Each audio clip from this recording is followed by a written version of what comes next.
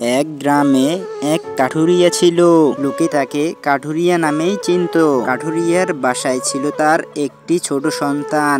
গ্রামে কাঠ কেটে সেই কাঠ বিক্রয় করে তার জীবন চলতো। কাঠ নিয়ে আসার সময় দেখা হয় তার এক বন্ধুর সাথে। কাঠুরিয়া, তোমার সাথে তো আমার অনেক দিন পর দেখা হলো, কেমন আছো তুমি? আরে আরে গোপাল, আমি অনেক ভালো আছি। তা কাঠ নিয়ে বিক্রয় করতে যাচ্ছ নাকি কাঠুরিয়া? হ্যাঁ ভাই, কাঠগুলো বিক্রয় না করলে আমার চলবে কিভাবে? আমি দিন আনি দিন খাই, তাই আমাকে এগুলো আজকেই বিক্রয় করতে হবে। বাসায় আমার ছোট সন্তান আমার জন্য অপেক্ষা করছে, তার জন্য কিছু খাবার নিয়ে যেতে হবে আমাকে। তা রোজগার কেমন হলো তোমার কাঠুরিয়া ভাই? তা এই তো ভাই, প্রতিদিনের মতোই দুমুঠো ভাত আর কিছু পকেট খরচের টাকার মতো হয়েছে আমার ইনকাম আজকে। গোপাল ভাই, কিছু মনে করবেন না, আমাকে তাড়াতাড়ি বাসায় ফিরতে হবে। বাসায় আমার ছোট্ট সন্তান আমার জন্য অপেক্ষা করছে। আচ্ছা ঠিক আছে কাঠুরিয়া ভাই, তুমি এখন তাড়াতাড়ি বাসায় ফিরে যাও। কাঠুরে তার বন্ধুর সাথে কথোপকথন শেষে কাঠ নিয়ে চলে যায় কাঠ বিক্রেতার কাছে। কাঠগুলো বিক্রয় করার জন্য কাঠুরে কাঠ বিক্রেতাকে ডাকে। এই যে ভাই, বাসায় আছেন? কাঠুরের ডাক শুনে কাঠ বিক্রেতা বাহিরে আসে। হ্যাঁ কাঠুরে ভাই, কিছু বলবেন? কাঠুরে তার মাথা থেকে কাঠগুলো নামিয়ে নেয়। ভাই, আমি এই কাঠগুলো আপনার কাছে বিক্রয় করতে চাই। আরে হ্যাঁ ভাই, আমি অবশ্যই কাঠগুলো কিনবো, কিন্তু তোমার কাঠের মূল্য আমি এখন দিতে পারবো না।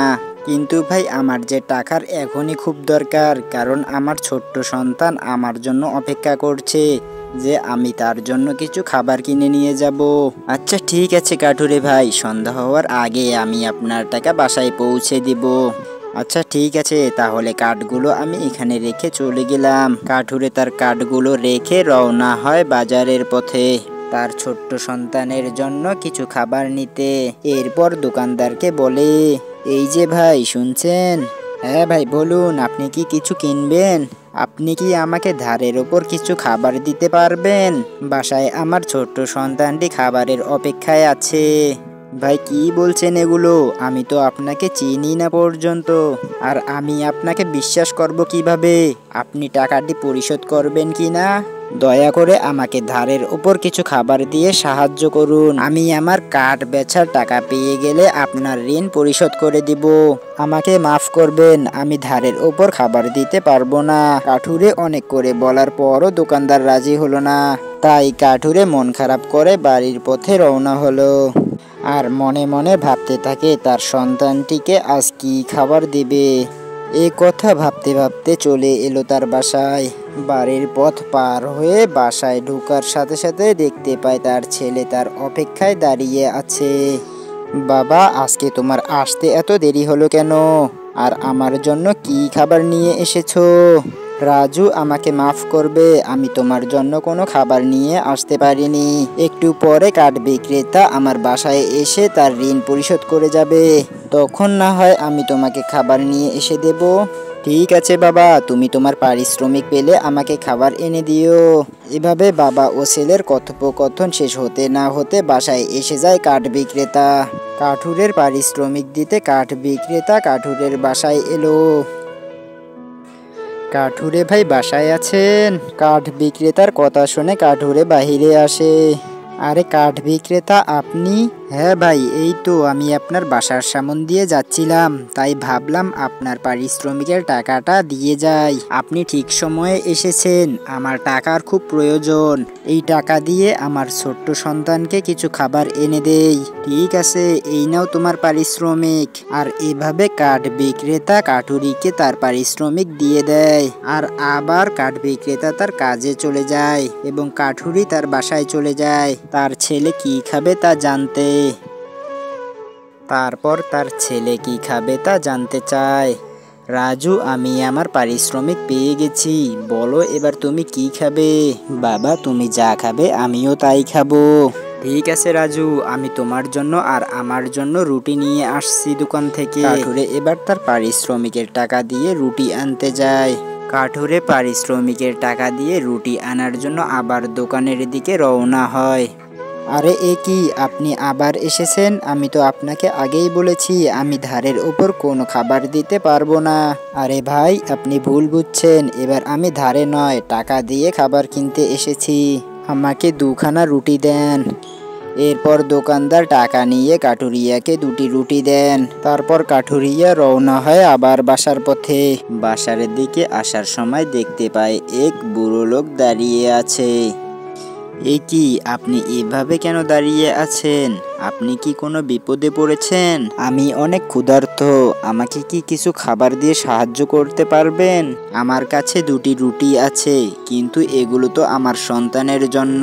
আপনাকে দিলে আমার সন্তানের জন্য কিছু রইবে না। ঠিক আছে, আমার রুটি দুটি আপনাকে খেতে দিচ্ছি, আমার সন্তানকে পরে খাবার দিব। এই কথা বলে কাঠুরে তার রুটি দুটো ক্ষুধার্ত লোকটিকে দেয়। আমাকে সাহায্য করার জন্য আমার কাছে থাকা জাদু ডিম আপনাকে উপহার হিসেবে দিচ্ছি।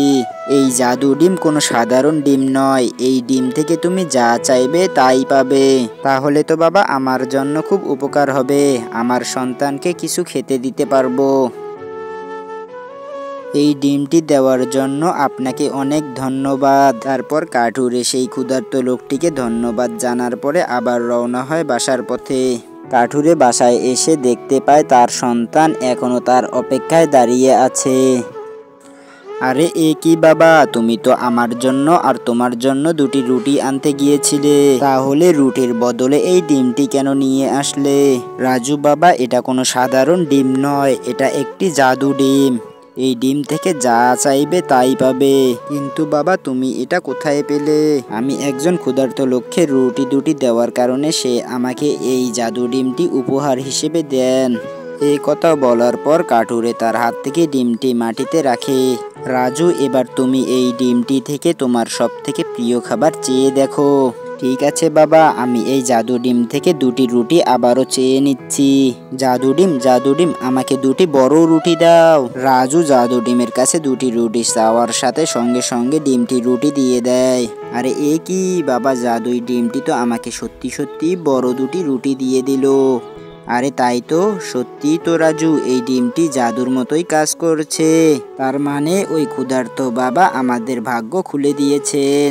আর এখন থেকে বাবা তোমাকে বেশি কষ্ট করতে হবে না, এখন থেকে এই জাদুই ডিম দিয়ে আমরা বেঁচে থাকবো।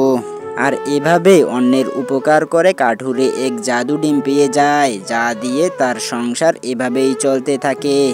বাবা ও ছেলে এখন কোনো অসুবিধায় পড়ে না, তারা প্রতিদিন এই ডিম থেকেই জীবন পরিচালনা করে। বন্ধুরা, ভিডিওটি কেমন লেগেছে অবশ্যই কমেন্টে বলে যাবে। এরকম ভিডিও আরও পেতে চাইলে চ্যানেলটিকে সাবস্ক্রাইব করে রাখো।